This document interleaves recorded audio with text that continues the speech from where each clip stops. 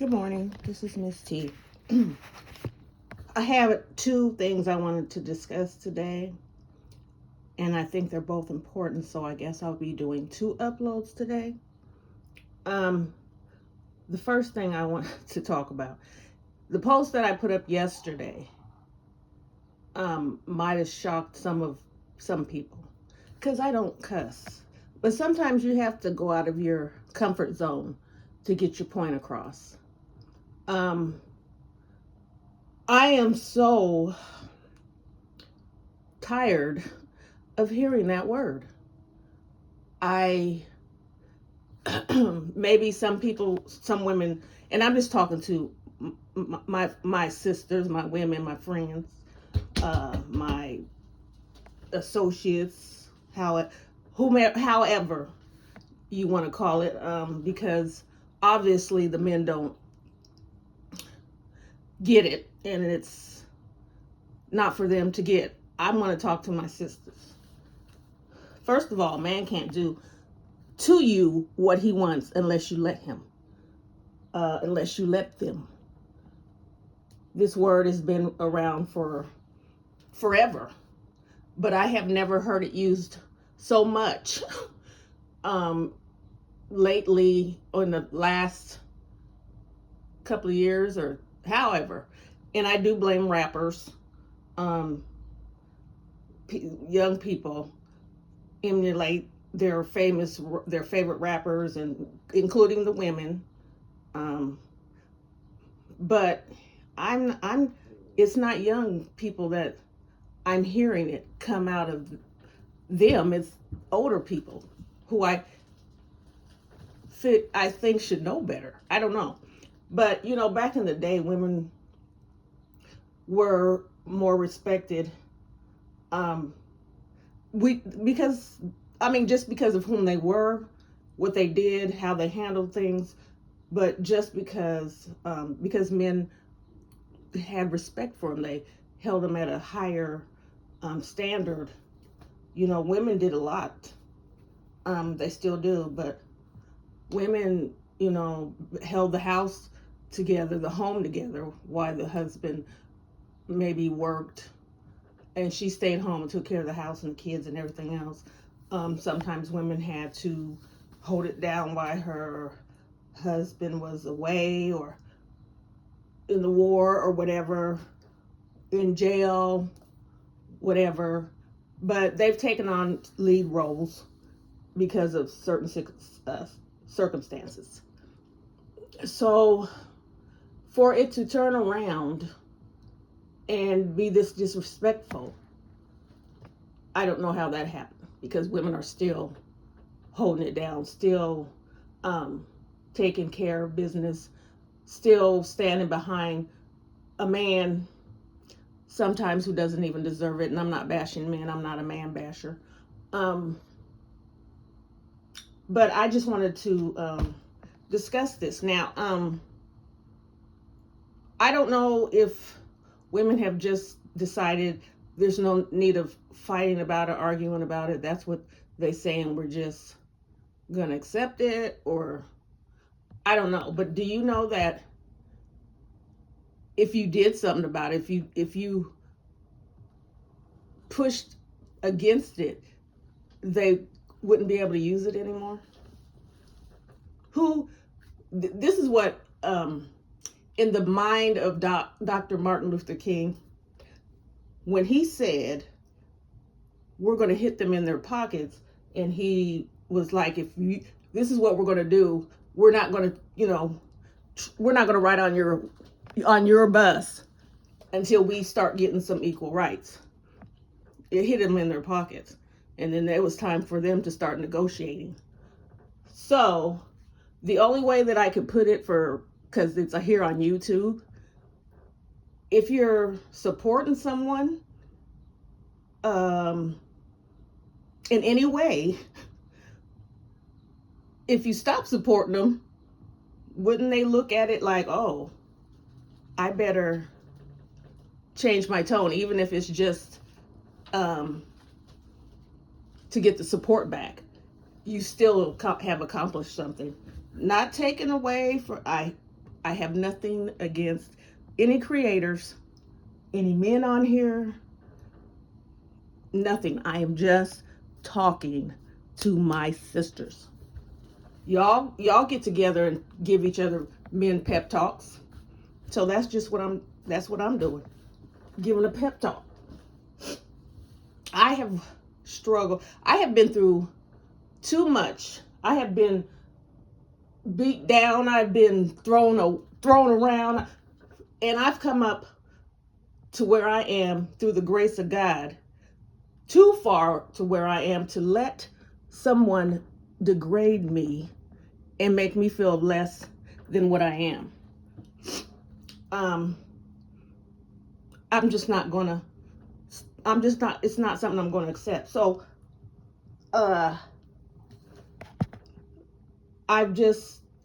maybe I'm just wanting to understand what we're all thinking.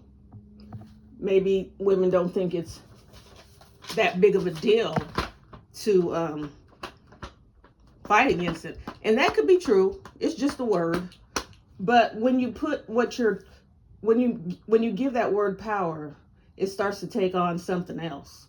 Like that word that can mean a lot of things. I tried to give an example, like, what I did put on my post, but that's really not what that's not what they're thinking about when they say that word. I don't know. Do it just seems like we are always attacked by everyone, every race, every gender. Black women are attacked. The LGBTQA community attacks us. The he want to be she or whatever. I don't know these names, and I'm not trying to be disrespectful. Want to attack us because I would never. If I was a woman, they get dressed up, and I guess the whole thing is to get dressed up, but you still have a beard, and but I would never wear a bonnet out in public. I would never, because they're mad because they're thinking that women are degrade, making the word woman look bad, like they could do it better. Well, I'm sorry, you were born who you are. That's how you are, and that's what you're going to remain. So all of this bashing because you're upset that you're not a woman is not going to change anything. You can't possibly know what it is to carry a baby for 9 months, go through the pain of delivering that baby and taking care of making sure the baby's, okay, and then trying to take care of yourself at the same time, trying to make sure you're straight, because if you're not straight, nobody's going to be straight. Sometimes you're doing this by yourself. Sometimes you're doing this with multiple kids, but you're still doing it. You're on your grind, however you're doing. I give ups to women need to be uplifted every day. There isn't no certain day that they should be praised. They should be uplifted every day. If you got a wife who's holding it down all the time, you don't have to worry about nothing. Your wife should be praised every day. If you got a baby's mama, and I'm just using that word because that's what everybody relates to, who is taking care of your child, you don't even have to worry when you're gone. Your child is being taken care of. They're eating. Every time you pick them up, they're clean, they're happy, and they have little extras. Most women your child is a reflection of you. So if you send your child out looking like, that's another story. But if every time they pick them up, your child is happy, and they're not hungry, and they're not complaining, and they don't have bruises on them, and their hair is fixed, and they got hair. She's holding it down. Your kids are fine. You get to pick them up, spend time with them. Don't have to worry about, if I'm have to go and buy them a bunch of clothes because every time I pick them up, they don't have.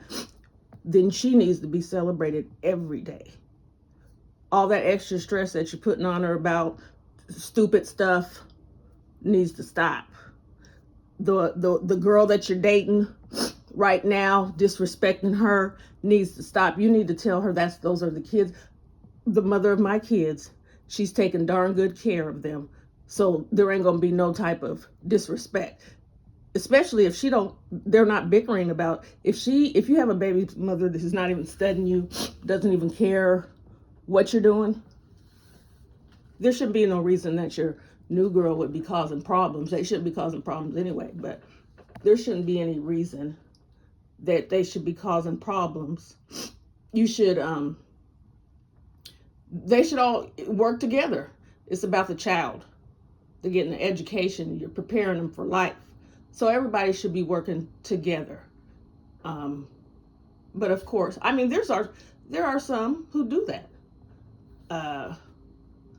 But most of all, and maybe it's just media that we focus on and we see all the ratchetness, the baby mamas fighting, showing up at the birthday party and tearing up the birthday party and coming, and when I come to pick it, I don't want my baby in the car with her. I don't want her, just a bunch of ratchetness. And then I got off course because I was talking about the word, but it all fits together. If you allow somebody to treat you that way, then what do you expect? Put your foot, don't demand respect. And if they're not going to give it, then they don't deserve you. I don't want to be with somebody who thinks I'm a B, who calls me a B, who feels like I'm beneath them, who has no respect for me, who's not going to stand up for me, who's not going to care about how I feel during the day. All they want to do is belittle me because that will keep me under their control. I feel like, I can't, I'm not going to find nobody else, and I'd just rather be abused and talked to than not have anybody at all. That's ridiculous. That's what we've come to. I'd rather have some kind of a man than no man at all. And I pray that women who are going through physical abuse have the power and the strength to walk away, because it's not going to end any other way than ending up losing your life or whatever. Well, that's the ending, losing your life. Men are insecure. They, especially ones that really know that they're not really worth your time. So in order to try to break you down to keep you, they have to do these things. They have to say these things. They have to act like they're so non-attached. Talk to other women. Keep you on your toes. Like, I just have to do whatever it takes to keep him. So he's allowed to go and have other babies while y'all together. He doesn't even have enough respect for you to come home at night. He blatantly flaunts it in your face. So you're like, what is it? You're like you're in a prison camp. You're being like the person that has kidnapped you, and he has broken you down and built you back up.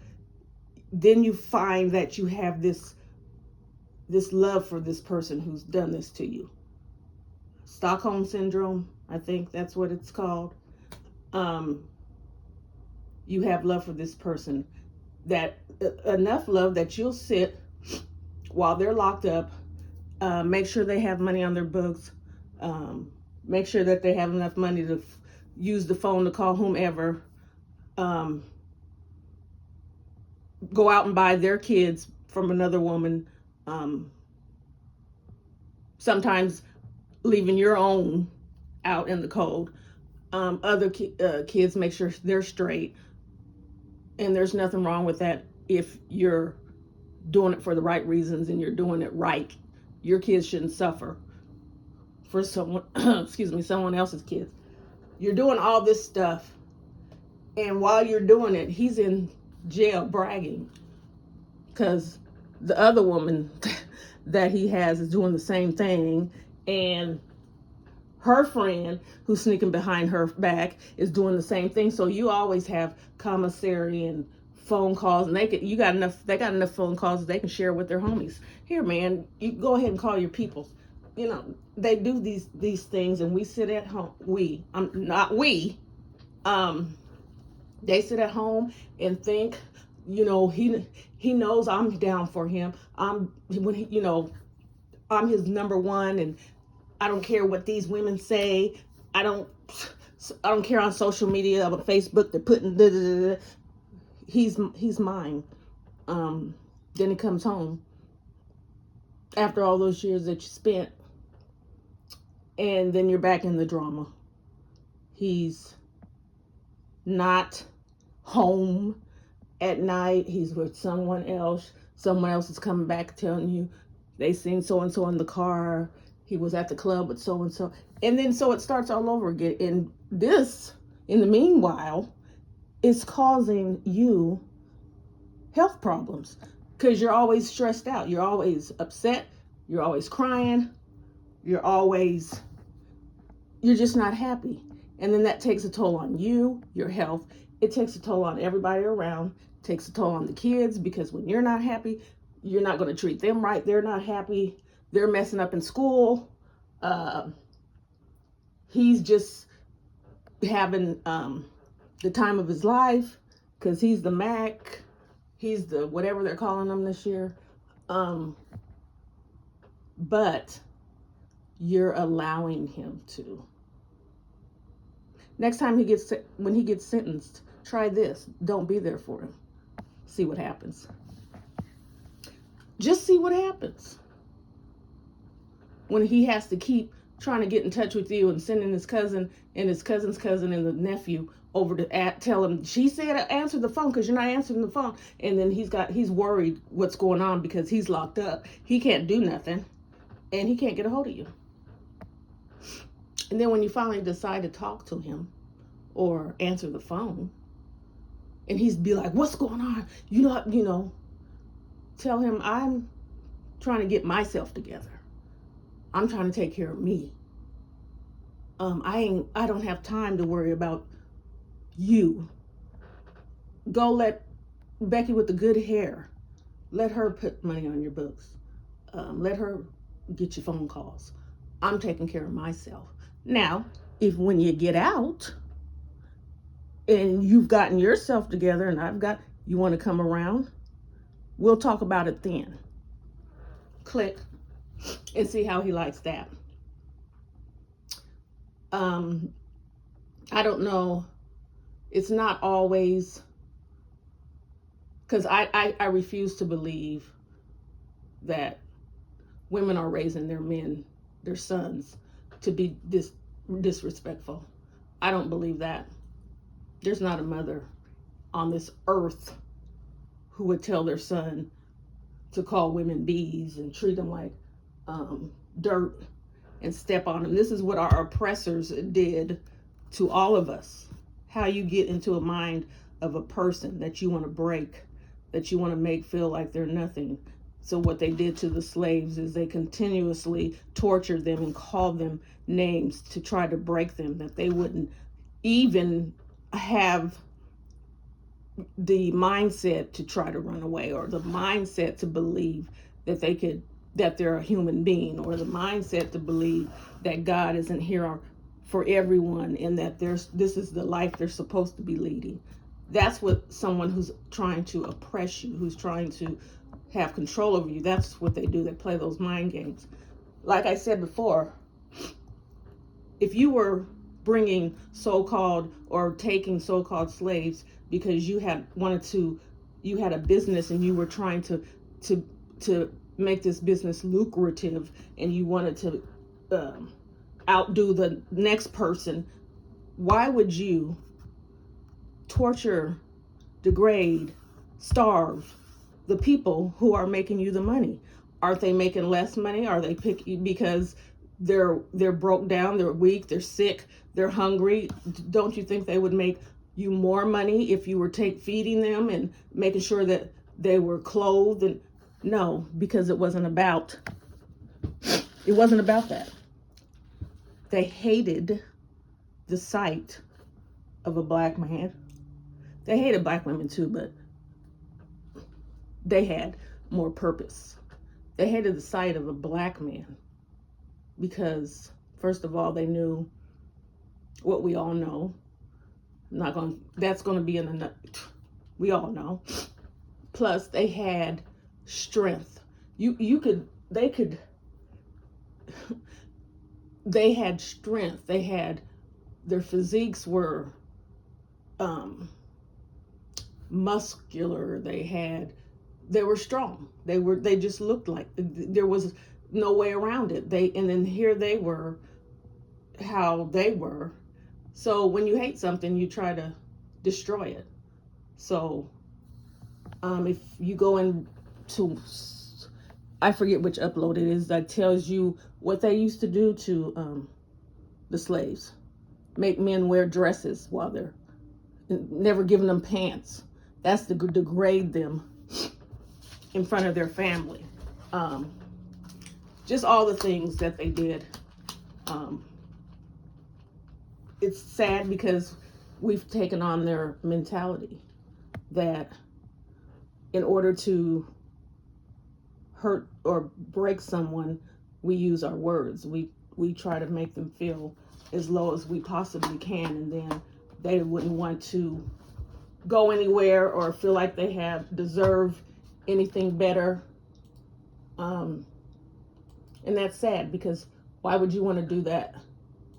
We've all come up to, well, we're not, we've all have gotten to where we're at together. And now you're going to inflict that same mentality, that same pain, and that same treatment on women who were in the trenches with you, who never left your side when you were down, who uplifted you when you couldn't uplift yourself, who make sure you're good, and sometimes they're not. So, ladies, if you feel like this is happening to you, I'm not saying that that you're stupid, that you need to get away. I'm saying that you need to take a look at yourself and then ask yourself, what is it for?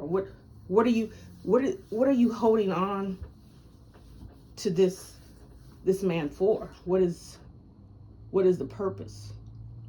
I'm sure you don't feel good. I mean, I'm sure you don't feel like he cares. I'm sure you don't feel like he loves you. I'm sure he doesn't. And sex is not love, by the way. Like I said before, men will lay down with women they don't even like or don't even know. So that's not it. I mean, and then you thinking, and I was in a conversation with a group of women, girls, or whatever, and they were talking about men and, how the tricks that they know and stuff like that. And I was just thinking, so are you basically saying the tricks that he doesn't go anywhere because you can do all these tricks? And no, that wasn't the topic. It was just that all the tricks that I guess he'll always come back.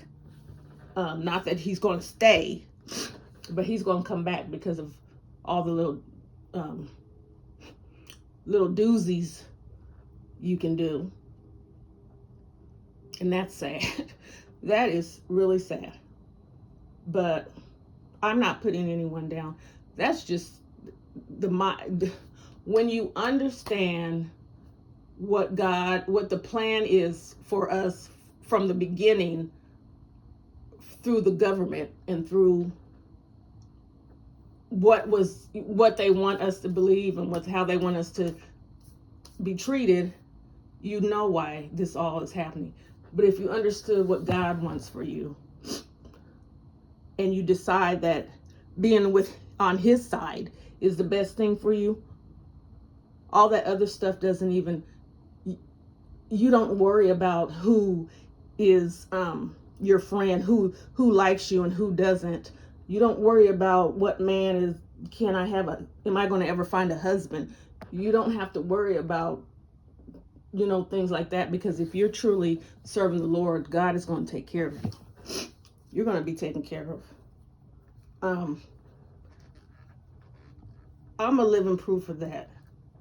And this is not because by no means we're all sinners and fall short. I'm a sinner just like everybody else. But when I ask God, since he has brought me through so much, and I truly am grateful when there was no one there for me, when I had nobody. He never left my side. I just remembered when I was feeling lonely, like, when you're down at your lowest and you have these thoughts, he just kept putting in my mind about Job.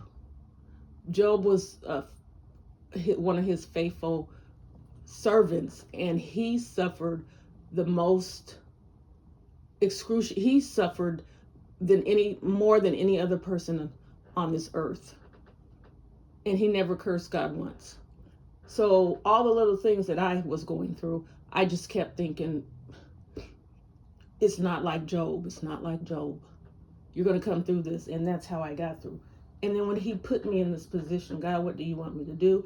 Because some people don't know the reason why I came on YouTube, even though I strayed a little bit, is because I was thinking Jesus is not returning until everyone hears the gospel, the true gospel. And that's what he asked for. He asked other things of us, but he also asked to introduce his gospel, his love, to other people so that they can know too. So in my mind, a group of us used to go out on the streets. Well, we did that for years. You go out and talk to people on the streets or whatever. But I was like, that's not enough. I'm not reaching enough people. So and that popped in my mind. If I can just do uploads and get them out there, they'll be out there forever. I don't have to take them down. People can. So that's really why I'm on here. I have slacked a little bit, and Lord forgive me, I'm trying to get back on track. But once again, you can't bring a person to God when they're broken, when they're hungry, when they're confused or whatever. You can't, because they don't see it yet. So you have to be them for their emotionally and physically, if it's to feed someone or help someone to get back on their feet, or help them with their kids, or whatever it is. That is what God asks you to do. And that's going to be in my next upload, because this walk is not easy. It's not, you don't skip and dance through it, because it's not that type of walk. You're going to have things that you're going to have to go through. But when you know the ending, when you know what your reward is, when you know that there's something better than this life, and you can be there, it's all worth it. You don't have to, you just focus on that. So I just felt in my, it just keeps coming back to me that I feel like my sisters, my strong sisters, because they're still strong, they're just being worked on. And I pray for the men too, because they can't express, they can't come on, they can't go anywhere and say, or to their friend and say, man, I'm hurt, or I feel alone, or I feel like they can't say those kind of things. They'll be clowned, laughed at, everything. Their manhood will be tested. They don't have that kind of outlet, because in our minds, men are supposed to be strong, and they're supposed to be able to do anything, take care of anything, be ready for anything. And so they don't have people that they can lean on or talk to. So if you have all that balled up, you do take it out on the closest person next to you. So you're going to take it out on your wife, girlfriend, or whomever, friend, neighbor, whomever. So I pray for them too. Like, it could be in their mind, just innocent in their mind, just like, oh, it's just a word. I'm not trying to hurt but they don't know what it means to the person that they're doing it to or saying it to. Anybody's words, not just anybody's words. You come on here and you say something to somebody that just woke up this morning and just decided that their life is worth nothing. They're tired of living and they want to end it. And they just come on here. And what do you think if they came on here and someone in the chat, and I'm using YouTube because that's what we're on, says, good morning, beautiful. Good morning, handsome. Happy to see you. I thought about you. I prayed for you, sister. Just what do you think, how that would make that person feel, rather if they came in the chat and the first thing that you said is, yeah, you're a, what is it called? They pass through, the men run through, I don't know, whatever, something negative. You're solidifying, you're telling them, yep, your life ain't worth nothing. You don't know what they can't, what's on their mind, but in their mind, like, this is what I was saying. And so today, that was the day that they ended it all. You might not know. You might not find out, but that might have been the day. But if you turned it around and welcomed them, just gave them some type of encouraging word, like, well, somebody cares. Maybe I can try again. Maybe I can go get some help. Maybe I can.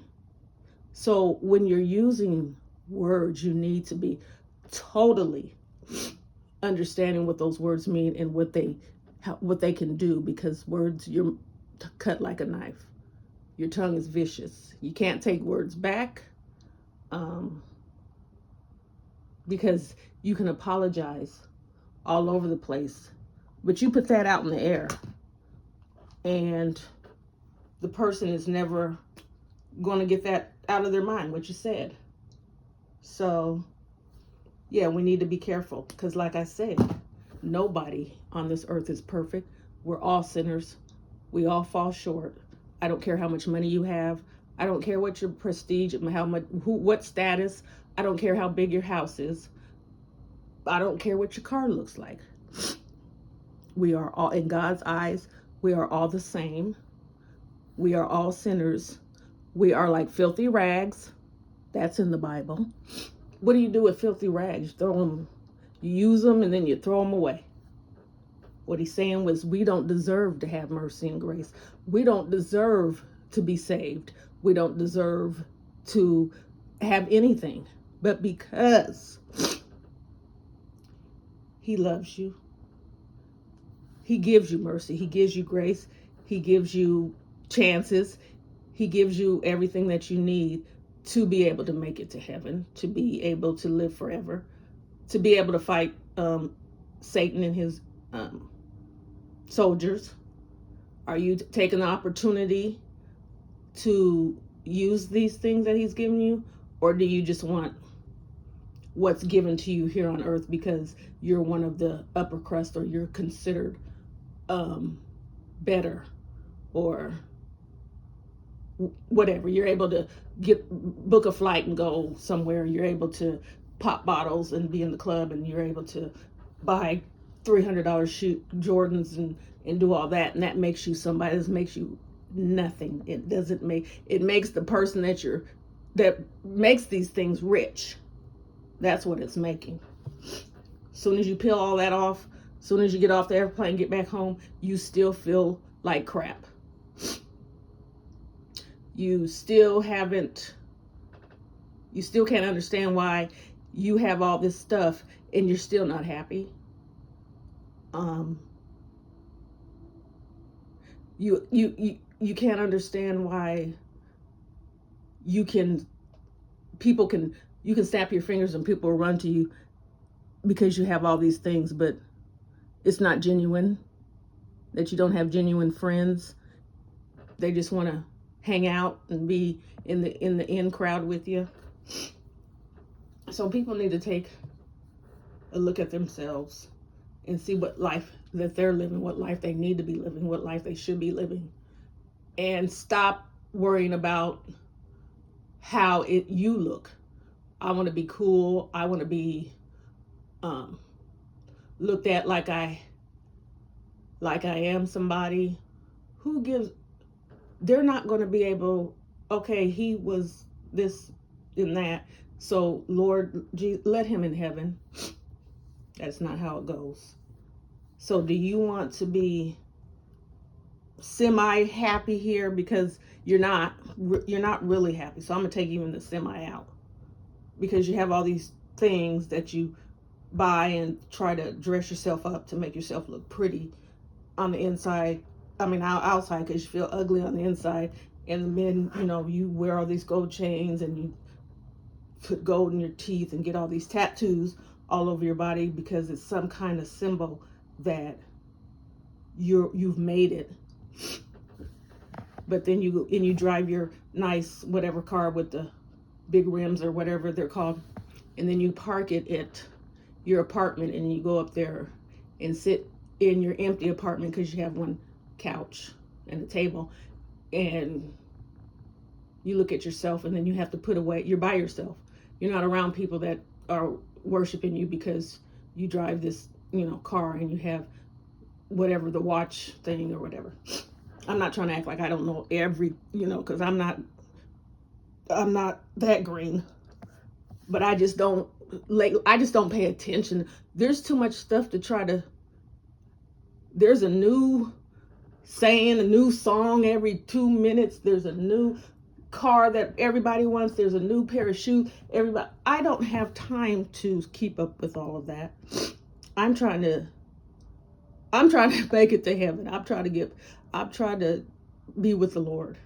So if I focus on that, I'm not being with the Lord, because those are material things that aren't going to do anything for me but make me broke. Take my paycheck and buy stuff that is unnecessary. And I'm gonna tell this story.